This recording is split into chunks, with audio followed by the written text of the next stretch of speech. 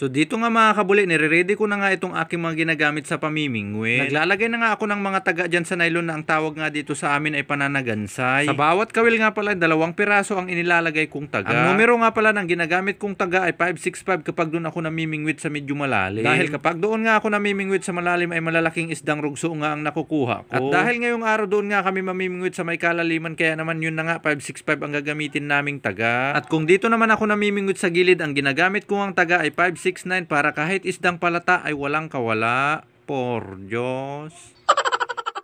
Nang matapos nga akong nakapagtagansay ng 10 pirasong taga dyan ay sinunod ko na nga itong ginagamit kong pabigat na parang yung kabataan dyan na pabigat maanong ulam. Itong 1 pirasong ismay nga pala na binili ko ay hinati-hati ko lamang para maging 2. Sinabi ko na nga ito kanina at sasabihin ko nga na naman na doon nga kami mamimingwit sa may kalaliman. Kaya naman itong 1 pirasong ismay ay hinati ko nga lang sa 2 para mas madaling lumubog dahil ang pamimingwitan nga namin ay may kalaliman. Kung dito naman ako namimingwit sa gilid lamang ay itong 1 pirasong ismay nga ay hinahati ko nga ito sa 4. Nang hati-hati ko na nga itong mga ismay ay nilagyan ko na nga rin ito ng mga nylon sa gitna bago ko taltalin. Kung hindi nyo nga pala naintindihan yung sinasabi kong pagtataltal, ang ibig sabihin sa Tagalog nun ay pagpipit. Ito nga pala ang finished product na ginagamit kong pabigat sa pamimingwit. Sa mga gustong umorder ay wala pa ito sa Shopee. Inuna ko na nga inilagay itong 2 pirasong yelo dito sa lagayan ko ng isda, baka makalimutan pa. 2 plastic nga pala itong dala kong pamain, yung isa dyan ay yung natirang pain ko kahapon. Kapag may natitira nga pala sa aking mga pamain ay nilalagay ko nga ito sa rep para kinabukasan ay pwede ko pa itong magamit. Nang ma-ready ko na nga lahat-lahat ng aming gagamitin sa pamimingwit ay kumain na nga rin muna kami dito. Pagkatapos nga namin kumain dyan ay pumunta na nga kami sa dagat at ginamit na nga namin itong tricycle. Habang papunta nga kami dito sa dagat ay papunta rin sa dagat itong 2 naming auntie na asawa ni Uncle. Pupunta nga daw sila sa dagat para kukuha ng didila, pero nagtataka nga ako dahil wala naman silang dalang mga pana. Ay hindi nga pala pinapana ang mga didila, pinupulot lang pala ito. Ang exactly timing nga pala ng pamumulot ng didila dito sa amin ay tuwing low tide na. Ang tawag dito sa Bulinaw ay Makatoy, ay Makate. Halos mawalan na nga ng tubig dito sa floating ng aking bangka dahil low tide nga ngayong araw. Tuwing ganitong low tide nga ay sinasamantala ng mga taga dito sa amin ang pamumulot ng didila sa gilid. Naalala ko pa nga noon nung mga bata pa kami ay napakarami talagang namumulot ng mga didila dito.